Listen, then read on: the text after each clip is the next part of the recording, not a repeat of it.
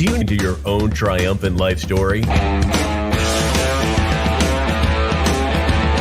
If so, this podcast is for you.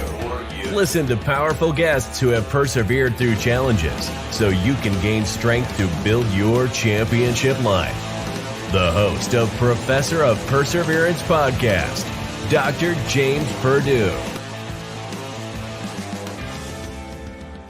Hey, it's that time again for us to get all fired up, get motivated, inspired, get some inspiration, and get some encouragement, and know there's hope for us to be able to persevere through life and have a good one no matter what's thrown our way, okay?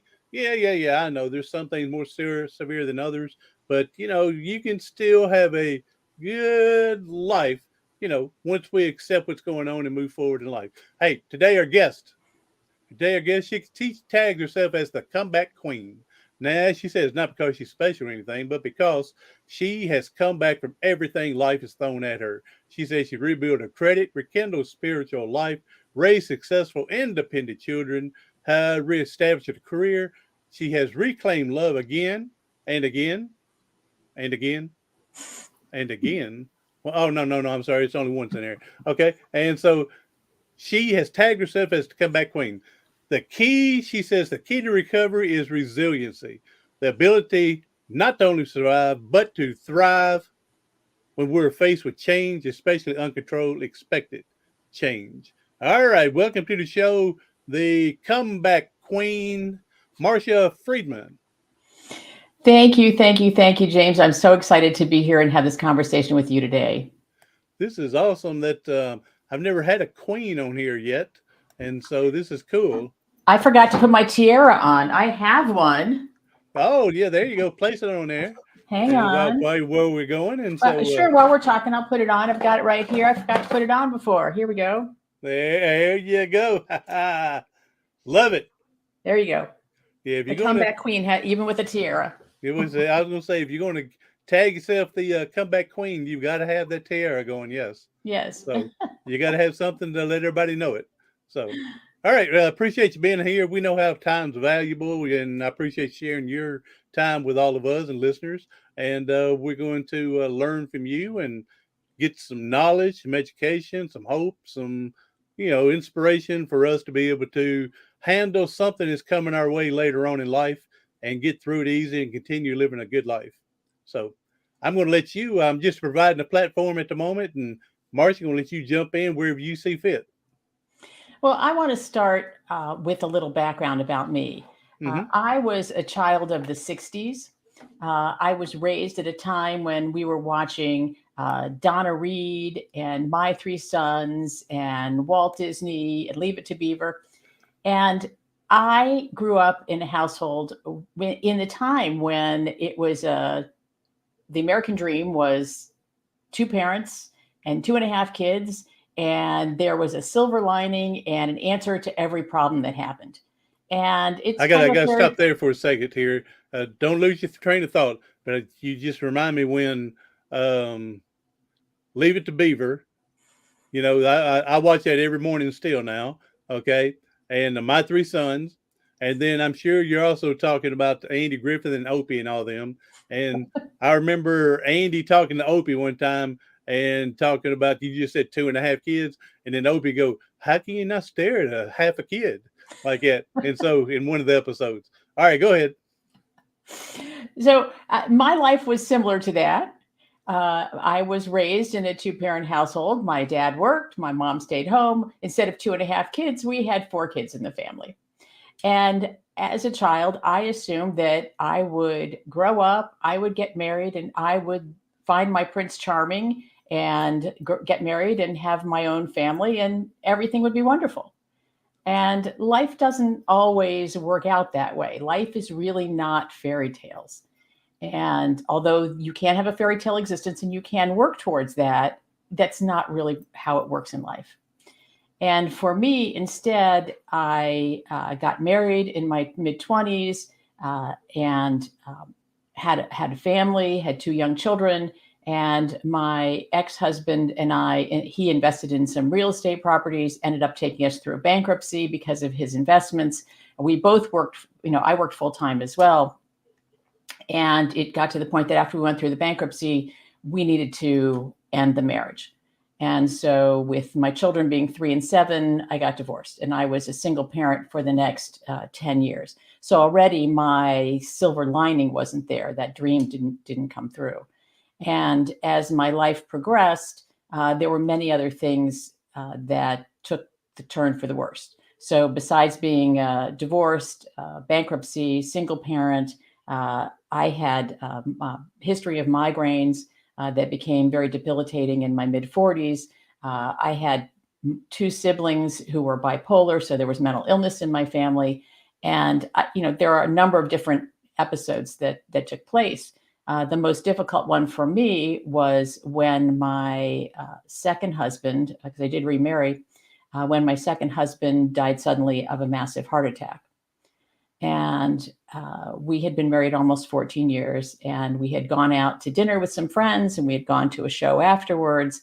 And it was at the end of the concert we were at where he had stopped in the restroom and didn't come back out. Mm. And shortly after that, I was offered early retirement from the company that I'd worked for almost 33 years.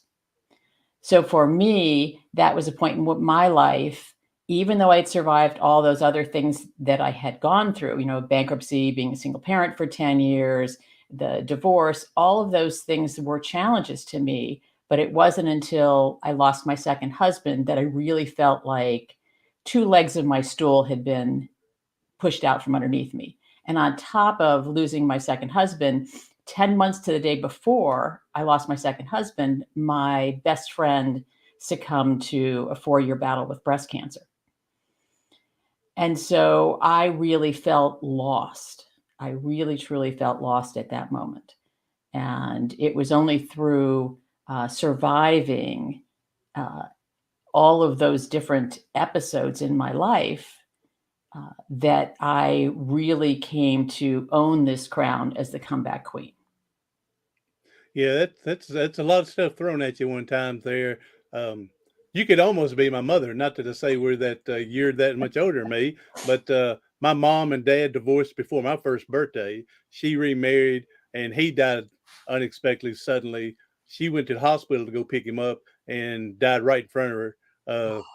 The doctor was releasing him and called my mom and said, we don't know how much longer he's got. There's nothing more we can really do. So they brought lunch into him while they're waiting to be discharged. And he goes, no, I don't want anything to eat. I'll eat with my boys when I get home. And said, but I'll drink some of that tea. So he reached for the tea, and then he was gone before he even hit the floor, they said. And so, yeah, so you could almost, with her, she raised 3 kids. So you got almost the same story. And today is my mother's birthday. Happy birthday, Mom. She's 82, still kicking and going from there. But yeah, she's a strong woman, like you seem to be a strong woman. And I'm all believing that when women, single mothers, they're the strongest people around. Have to raise the children, to do the right thing, working 2 jobs, doing everything else to balance everything, keep the credit rating going great so you can get the next thing, to pay for everything, and to make sure the kids are all taken care of at school. I was raised with a single mother, and I have all respect for the single mothers. Well, thank you for saying all that. When I was raising my children before I remarried, people would often ask me, Marsha, how do you do it? How do you do it? And the simple answer is that you deal with what you have on your plate right now. And if you can do that and just keep putting one foot in front of the other and be willing to ask for help, that's something else that I think is so critical. So many people are reluctant to ask for help or don't know how to ask for help when they really need it. That is true, that a lot of people, one, they may not know really how to ask because they don't know what they're really looking for, or they're afraid that people are going to look at them and like you said, you do what's on your plate now, but if I ask for help, then people think I don't have it together.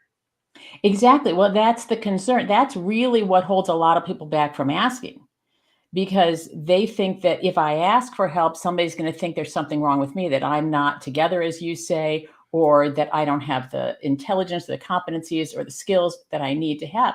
And that's not true. When you ask for help, people who provide you help, who are there to support you, think more, not less of you, because Exactly. they know how difficult it is to ask for help. Now, Exactly. one lesson I have from my mom used to say to me when I was a child, "What's the worst they can say? What's the worst someone can say?" They could say no. Okay, there's other people you can ask. And James, I have a book. It's called Surviving and Thriving Despite the Drama, because as I have aged and look back on my life and all of the challenges that I've worked through, there are some key strategies that are captured in this book. And one of them is all about how to ask for help and how important that is to us in our lives. So, if that's something that's holding you back, please get a copy of my book, Surviving and Thriving Despite the Drama, and help yourself to the strategies that I have in there. And that book can be found on Amazon, and you'll tell us elsewhere later on your website. So, Absolutely. all right, yeah, that's the thing. That most people, they think it's a weakness if you ask for help, It's a and strength. exactly, because I used to be the old man thing. You don't ask for help because you got to do it yourself. People think you're weak and everything. No, no, no. It takes more to ask for help to get you where you need to than to sit and struggle and be in the mud pit like a pig. Well, and oftentimes when we've gone through some kind of a trauma in our lives, whether it's a death in the family or it could be, going through bankruptcy or divorce, oftentimes we think that we're a burden on other people. And we think, or people will come and say, just let me know if you want me to help you sometime. But they don't know what help you need. So there's always people in our lives who are more than happy to help us. All we have to do is take the step and ask, because Oh, there's always someone who can provide what you're looking for. There's one quick story I want to share. yes. Uh, After my husband passed away, I had a visitation at my home, and a lot of people had brought food over. Well, as a new widow, the last thing I was doing was eating. And I had a refrigerator just filled with food, not only my refrigerator, but a neighbor's refrigerator. And so I called a girlfriend of mine who I knew could help me figure out how to regift this food to other places so that it didn't go to waste sitting in these two refrigerators. And at that moment in time, that was the one thing I needed to deal with. And again, it's that idea of taking one step at a time. Find someone. I'm sure you can go through your list of your friends and neighbors, and you know what their skill sets are, and reach out, because I'm sure, absolutely positive, that someone will say yes. Oh yeah. Oh yeah. So I learned a hard, humbling lesson with me one time, and I don't know if you know, but I'm in a wheelchair. I got my neck broke Mhm. playing football, and somebody wanted to do something to help me. I used to school teach for a while until my health got where I can't do that anymore. But I had these the brothers and sisters in my class, and going to church with the family and everything too. So we are getting ready to have what they called our eighth grade awards day and a graduation, whatever. And so one of the parent of the two children come up and said, Coach, one of your tires are low in your car. Hey, give me your keys. Let me go get it aired up for you so it'll be safe. And I'm going, oh man, I appreciate you looking after me like that. And so he comes back a couple hours later and brings me my keys and everything. So everything goes on through the day, the award ceremony, everything. And then I go out to leave at the end of the day, and I go over and I said, I wonder which tire he's talking about because I need to get it looked at. And then I looked at one of the tires. And I was going, wait a minute, that's a brand new valve stem on that. And then I looked in the front and said, he put brand new tires Wow. on my car. And Wow. so I saw him at church and I said, hey, how much owe you for them tires? I said, I said, you said I had one that just needed air. And then he says, oh, no, we did it for you. And I said, but I need to pay you for it. And then here's where it comes to me. He says, Coach, don't try to take my blessing away from me. And, we're blessed when we're able to help people. Mm-hmm. And we don't need to look for it to come back, even though the Bible says it come back tenfold on what we do and everything. But yeah, we don't need to worry about it comes back. It's going to circle around one day. But Mm-hmm. yeah, that really hit me when he says, don't try to steal my blessing. That's right. That's right. But at the same time, I want to shift the conversation just a little bit, because we've talked about people who are there to help us. There may also be people in our lives who inadvertently are making things more difficult for us. And I can share this. I had a girlfriend of mine who, every time I had a conversation with her, it was always negative. She and her husband had some difficulties in their marriage, and it just got to the point that I just didn't want to hear it anymore. Mm-hmm. I very good friends with my friend, known her since before she and her husband had gotten married. We had children at around the same time, lots of things that we had in common. And yet every time I got off the phone with her, I felt depleted. I felt like all my energy had been just sucked out of me. Mm-hmm. And I made a conscious effort then to minimize how much time I spent with her. And it wasn't that I didn't still care for her. It just was, I couldn't deal with and fix her pain. Yes. And so I have a worksheet on my website that I will also give you the link to, and we'll have it in the show notes. If you go to consultmef.com/detox, there is a Detox Your Toxic Relationships worksheet. And it allows you, what this worksheet does, it allows you to go through and look at the people who are in your environment. And if there are, in fact, some folks who are bringing you down, there are ways you can make decisions to, for the time being, move them out of your life.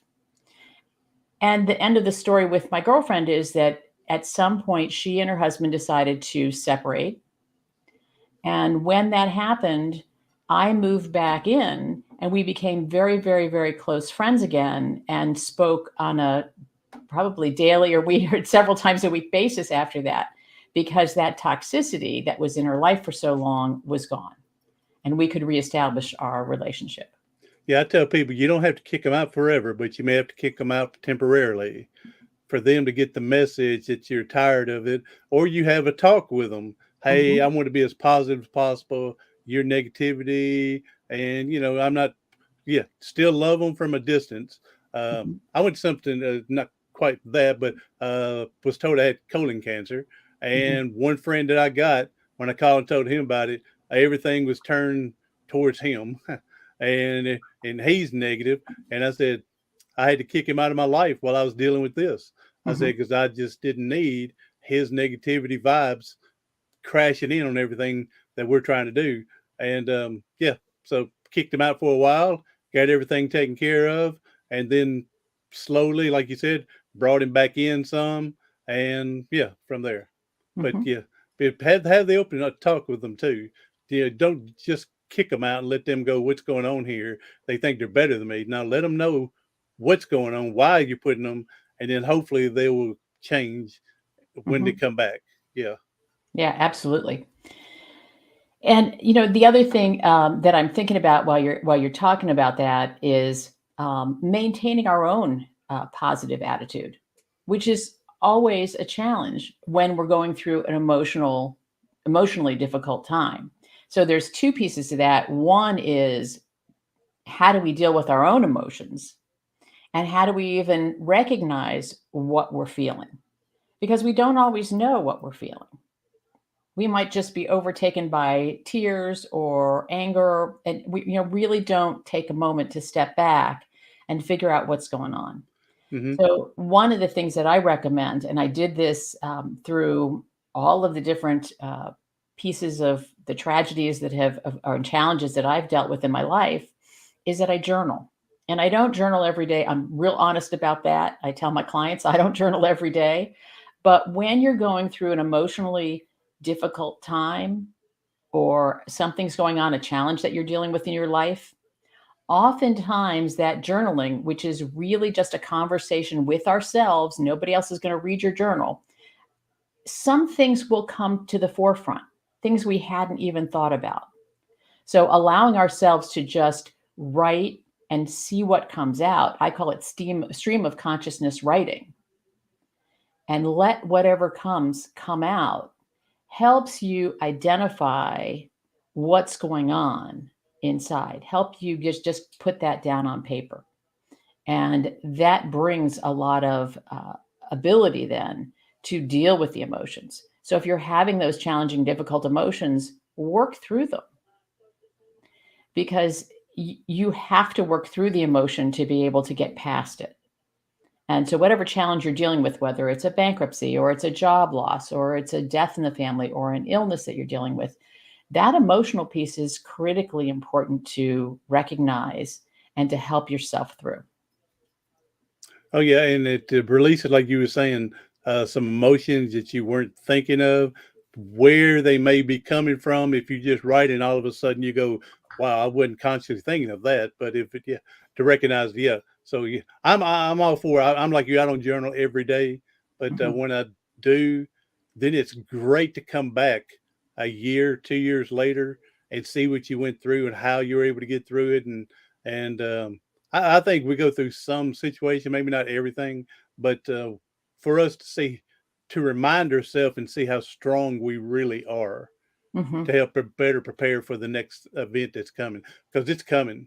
I don't care what your life is and how great you think your life is. Something's coming down the pipeline, and that's because it's life. Well, and again, that's why I call myself the comeback queen, because I have lived through so many different episodes of challenges and difficulties. And the gift that I have right now is the ability to demonstrate and also help other people understand what the gift is that's within that challenge. We may not recognize it right now, but there is always a gift. And so a quick example of that is my current husband. And when you mentioned earlier, I have to go back for a second to the introduction, when you said finding love again and again and again. Yes, I'm married for the third time, so There you you're go. correct in that. Happily married almost 3 years now. And my husband's brother, who's young, 75, and has a lot of abilities and has been motorcycling his entire life, went on another motorcycle trip, and he's done motorcycle group trips around the world. His most recent one was a trip to northern Peru up into the Andes in November, and he was supposed to come back before Thanksgiving. Well, my husband got a phone call on a Sunday afternoon at noon saying that his brother had gone around a blind curve and flipped the bike. Hmm. That they were, and my husband was his brother's emergency contact, and they were taking his brother Bill to a local clinic because they were way up in the mountains in the Andes to a town called Huadui to have him x-rayed to make sure he didn't break any bones. He cleared the x-rays just fine. They put him back in the chase vehicle, and they were going to take him back to meet the group. He wanted to continue the motorcycle ride. Well, unfortunately, he then suffered a stroke. They took him back to the clinic, and it's a very long story, and I'm not going to go into the Hmm. whole thing. But this event made us understand how important it is, and I want to share this, and like we can share this link with your listeners as well, to really have detailed information if you are someone's emergency contact. Because unfortunately, we did not have Bill's travel insurance information, and it delayed his care. Oh He didn't wow. get into the right hospital. When they eventually had to move him from the town where he was, they airlifted him to Lima, to a large, they were supposed to take him to a large hospital with a neurology department. Instead, that hospital would not take him in because in Peru, it's a pay to play country. So we didn't have his insurance information. Therefore, the hospital that had originally said they would take him in, because we didn't have the insurance policy number, decided they weren't going to take it. So we had to scramble around to Wow. find another hospital to take him. He ended up in a community hospital where all they did for 2.5 weeks in Peru before we could get him home was stabilize him. And when he finally got back to Ohio, he lives in Columbus, and he had a brain bleed and clots in his lungs and his legs. So he finally made it home, made it to his home, and he still has some deficits, but he was able to get home on January the 31st, and he had left in the early in November. Wow, So his life that's some has important changed. information there. Yeah, about Hmm. because I would have never. I would when I hear your what's called the emergency contact. Hmm. When I hear that, to me, it's just my name is there for them to call and say, "Hey, they've been in an accident, or they passed away, or you know, I didn't realize the insurance and all." Wow, that's huge information there. Yeah, and I have put an article in my blog on my website called "Reading This Could Save Your Life." Okay, And yeah, it has detailed information about what it means to be an emergency contact and what information you should have. So I hope that's that helps your valuable. listeners. Yes, that's valuable right there because I Mhm. don't know how many other people would have known that. Because yeah, when I hear emergency contact, it's just for them to contact me just to give me information, not for me to give. I would have never thought that. I thought it was just me to get. Wow, Yeah, that's huge. Yes, thank you. you're quite welcome. So So as I say, from every tragedy, from every emergency, from every challenge that we're faced with, there's always a gift in there. And for Bill, he's going to have challenges in his recovery, in his continued recovery. But for me to be able to take the information that we learned and share that with so many other people, to me is a real gift. yeah, I'm just still thinking about that. That's somewhere along the line that ought to be explained better to people when they're listing someone as the emergency contact, that they need to have this piece of information to provide in case you're unconscious, Hmm. or somebody, and that's never explained to you when they say you got an emergency contact. Yes, that's never. So that is huge. Yeah, but I'd like to Yeah, get that link, and we'll definitely put that in for yeah. people to We go all read just that. we're all really good at writing down someone's name and their phone number and their relationship. That's what's on every one of those emergency contact forms. Yeah. But it wasn't until this happened that I really recognized how important it Yes. is to go further. Yes, yes, yes. And I'm like you. Yeah, we dig deep enough, we look hard enough, we can find something, a gift, like you said, that's in whatever we're going through. And Mhm, so we just have to hunt for it. Sometimes it's not as obvious as it could be in other areas. So, mhm, and I've said mhm. this plenty of times. I know y'all are tired of hearing of this, people out there, but Marcia hasn't heard it yet. So, but I tell people, Marcia says sometimes that sometimes we have to walk through the fertilizer to be able to smell the rose. And so, to get to that other, we may have to sometimes and go from there. And I'm all about, we learn from what we've been through Mhm, and to make us bigger, stronger, and prepare us for the next thing coming. But we should also somehow, anyway, and you're being a great example of this, share some way that we're going to be able to help the next person that comes across something, so they don't feel, alone, left out, terrified, and make it easier on them as well. mhm. Absolutely. And that's really what my aim is, when I wrote that blog post, was to help other people see, how they can help themselves and help the people that they love. Yep. And it's valuable. So with that, Mhm, so all right then. So comeback queen. Let's put your book up here again for the people that are watching here. It's again, go to Amazon and you can find Surviving and Thriving Despite the Drama. All mhm. right. Who's that? I forgot who it was. They would say drama, say drama. I forgot who it was. So, but all right, um, Marcia. Well, I appreciate you being here. It's about time for us to wrap things up. You're definitely the comeback queen. You don't have to call it a self-proclaim. I'll proclaim it for you now, and that Thank way you. you can say you have been proclaimed the comeback queen. So from there, and we all go through something.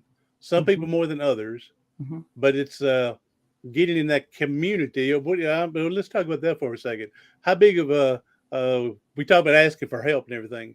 How big do you think that actually having a community has helped get through things? Not just one person, two people, but somebody might be there now, then they're out of your life forever. Everything changes. It does.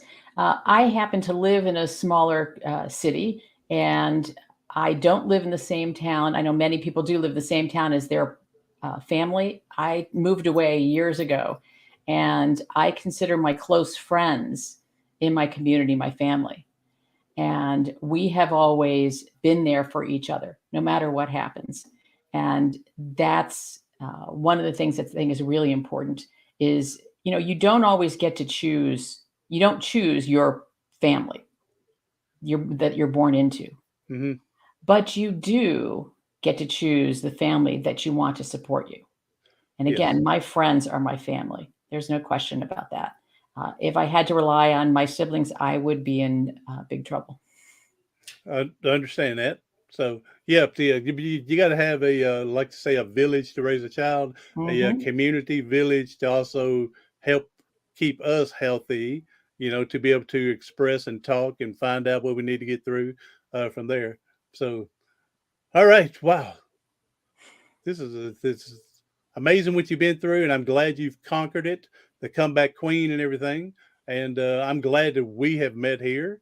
And just think, Marsha, in 100 years from now, someone's going to come across this thing on the internet, and you're going to help somebody else by then. And I so hope so. it's going to be awesome. Hey, Marsha, go ahead and tell us your website, social medias, how people can find you. And again, other links you will send to me later, and I'll put them in the show notes as well. Okay. My website is consult, CONSULTMEF.com. And if you put a slash behind that and detox, you'll get my detox worksheet. And you can also go on my blog and look for the blog called Reading This Could Save Your Life. And then I'm also on LinkedIn, and you can find me, Marsha E. Friedman, on LinkedIn. All right, good. Thank you. All right, and appreciate you being here. I definitely, when you hit me with the contact information, all right, and now I've definitely got something out of this as well. And I really enjoy hearing people's stories, how they've overcome. So it gives me that little gift for today to get me started. So appreciate you being here. Appreciate you sharing your journey with all of us, and everybody else. Hey, share this out. Someone you need some information, especially the contact information to help out from there.